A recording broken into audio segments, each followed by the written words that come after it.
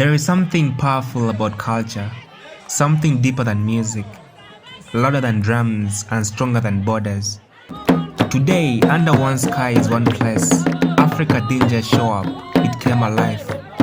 This is a story of the International University of East Africa Culture Gala, a celebration where nations didn't compete, they connected. From the very moment you step into the atmosphere, you feel it. The colors, the rhymes, the energy. It's not just an event, it's a journey across a continent. A journey through identity, heritage, and pride. One by one, nations gather. From the heart of Central Africa, Congo, rich in rhyme and spirit. From West Africa, Nigeria, bold, vibrant, and full of life. From the Pearl of Africa, Uganda, the home that welcomed everyone. From East Africa, Kenya, Tanzania, and Rwanda, each carrying their own unique traditions. And from regions shaped by resilience and history, South Sudan, Somalia, and Eritrea. Even from the Far East, the Gambia and Liberia, bringing their voices, flavors, and identity into the mix. Each country came with something special, not just performances, but stories. Stories told through food, through clothing, through dance, through smiles, through laughter, through pride. Hello, my name is Ilhan Mohammed, and I'm going to take you through the Somali dishes cuisine from breakfast to dinner. So we're going to start with the first one. This is Somali flatbread. It's called anjera. The one next to it is it's called malawa. You kind of mix it with eggs, sugar, some little bit of salt, and then mix it together into a paste. And then what we have here is it's called ash. It's kind of like Somali chapati, but it's different because you use yeast and ferment it for a little bit to have this beautiful version. So with this dish, you first of all, with this one, with the anjera, you pair it with this is called otka. It's preserved meat, Somali meat, that is melted through melted butter. You cook it in melted butter. The first thing is you first dry it. After drying it, you cut it into pieces and then cook it in melted butter. And then it can stay for up to 1 year. Yes, without getting spoiled. Yeah, and something special about this dish is that it's a gift from the groom to the bride when she's getting married. Yeah, that's what makes it special. And then with this, you pair it with the anjera. It's mostly had for breakfast. You can also have it with the malawa or this, or you can have it with this is liver. Yeah, liver fried together with some vegetables. Yeah. So this is the breakfast. And now we go to the lunch. You have rice, but they haven't yet brought it. So we're gonna go. This is also like bread, but it's different because it's made from sorghum. Yeah, the other one is wheat. This is sorghum. Yeah, and the way it's made is kind of different. This one is made with core. Like you put it directly on the core. This one is fried with the pan. Yeah, that's what makes it different. Yeah, and this one is a little bit sweeter. Then this is for lunch. You can have it. This is kind of like Somali soup. It's pumpkin and potato mixed with some vegetables.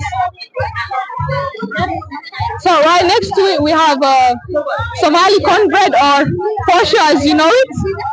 This dish you can mix it together with camel milk. Camel. Camel milk. Yes. You can taste it later. This is camel milk, or you can have it with beef stew. The posho, yeah.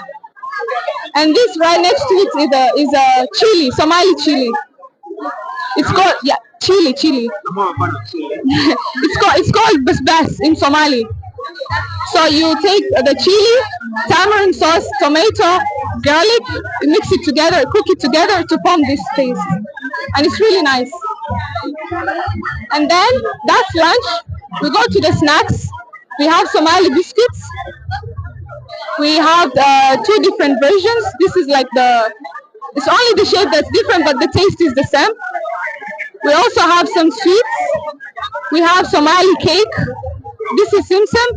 This is peanut mixed with sugar to form a ball. So they always had like for a snack. You can pair it with Somali tea or Somali coffee. Yes. And then right next to it we have sambusa or samosa as you know it. We have a bur, kind of just like mandazi, but we call it bur. And then we have bajia. This is bajia. It's called bajia, yeah. It's lentil. You kind of make it into a paste. Add some vegetables like parsley or chili to give it that aroma, or ginger. Sorry, or what was it called? Garlic. Yeah, mix it together and cook it. You fry it. Yes.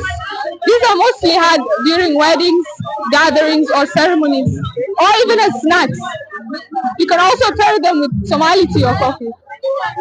Yes. This is also biscuit, but it's kind of a different version that is more sweeter. Bisons. Bisons. And then we have Somali halwa. It's basically sugar mixed with spices like cinnamon or cardamom. You mix it together to form this jelly-like texture, and it's hard together with the biscuit. So you can pair them. You can pair them like this. Yes. And then like have it with tea or coffee. So moving on to dinner, we have rice mixed with red beans. We have three versions of it. We have wheat with the green beans, or this is maize with red beans. And then with these, you can pair them with either butter. Yeah, this is butter. Or simsim oil, or coffee beans mixed with simsim oil. It looks like you guys have a very high coffee culture. Yes. Yeah, coffee and tea too. Because with Somalis we have nomadic way of life. So when people are always taking care of the animals, they always have taking tea. Yeah, they're always taking tea. Even during lunchtime, you'll find them having tea. Yeah, so it's really strong part of Somali culture. Yes, I think that's it. Yeah, thank you so much. Ilhan. Yes, Ilhan Muhammad. Every dish carefully prepared, every spice carrying history, from rich stews to grilled delicacies, from sweet treats to traditional staples. Each bite was more than taste, it was heritage on plate. And then I met her, a lady from Sudan, calm, proud, and deeply connected to her roots. She walked me through their traditional dishes with such passion, explaining not just what the food is, but what it means. Because food in many African cultures is not just about survival, it is for connection. It brings families together, it tells stories of ancestors, it carries identity across generations. But beyond the beauty, there is also truth. Some of these nations have faced deep struggles, war, conflict, displacement. Countries like Sudan, South Sudan, and Somalia have endured years of instability, forcing many to leave their homes in search of safety, and many of them found that safety here in Uganda. Uganda, a land known not just for its beauty but for its peace. A country that has opened its arms to brothers and sisters across the continent. A place where refugees are not just hosted, they are welcomed. And tonight you could see it clearly. So how did you end up in IU East Africa? Actually, I ended up in Uganda in general, because of our war. We have been back then our home in Sudan. Since 16th of April 2023 till this day, we should also pray for Sudan first of all, and I hope like somehow some conditions are getting better, but still we cannot go back to our home. Yeah, that's why I'm in Uganda. That's why I'm in IU.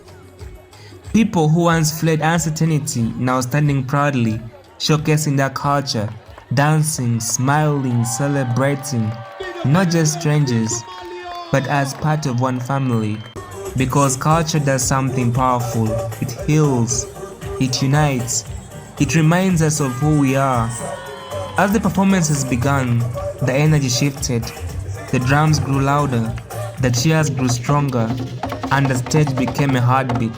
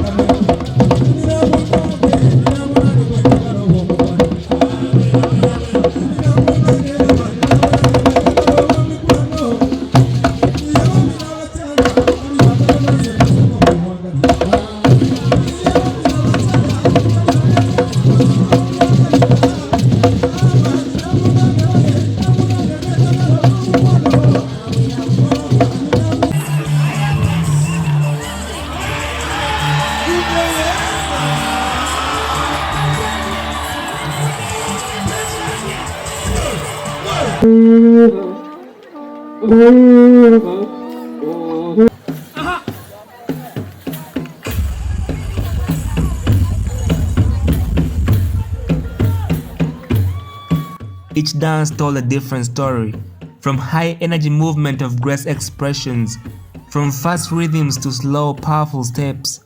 Every performance carried identity. Congo brought intensity, movements that felt alive, almost electric.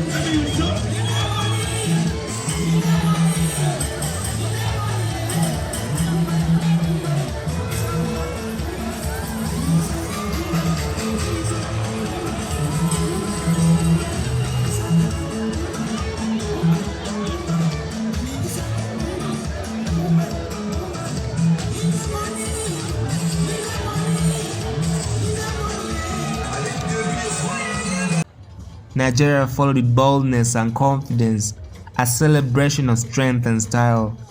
Uganda brought in its diversity, a reminder that even within one country, culture is beautifully layered. I hope you're getting out of the stage. Thank you, Karamoja. Thank you to Karamoja.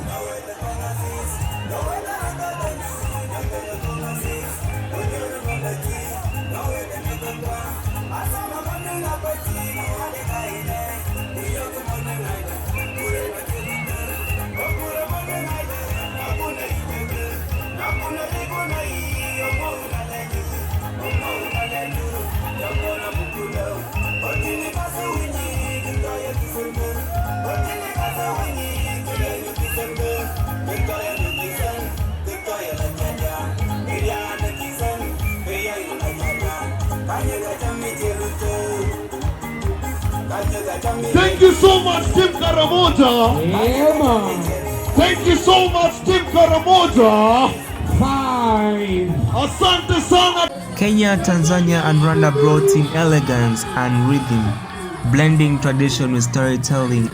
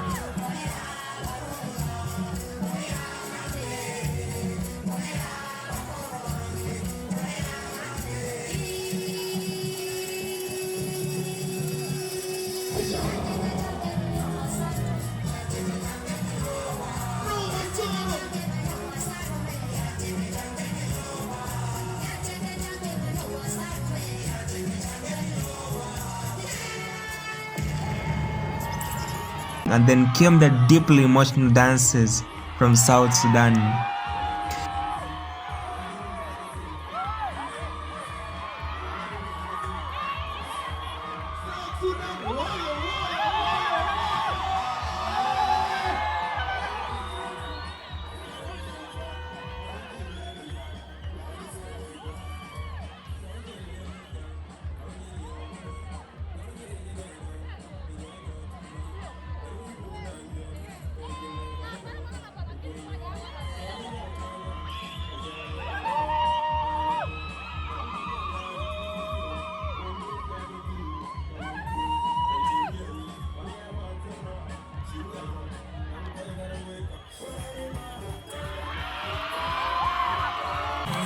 From Sudan, from Somalia, they weren't just dances, they were expressions of resilience, of survival, of pride that refused to be erased. You could feel it in every step, a message that said, we are still here. Eritrea on the other side brought a unique grace, slow, intentional movements that spoke volumes without saying a word. The crowd responded to every performance, cheers, applauses, excitement, but for more importantly, respect. Because in that moment, nobody was looking at differences. Nobody was divided by borders. Everyone was simply African. This is the power of events like this. Cultural galas are more than just entertainment. They are tools of preservation. They keep traditions alive. They ensure that future generations don't forget where they came from. In a world that is constantly changing, where globalization can sometimes erase identity, events like this stand as a reminder that culture matters, that roots matter, that heritage matters, but even more than that, they build unity.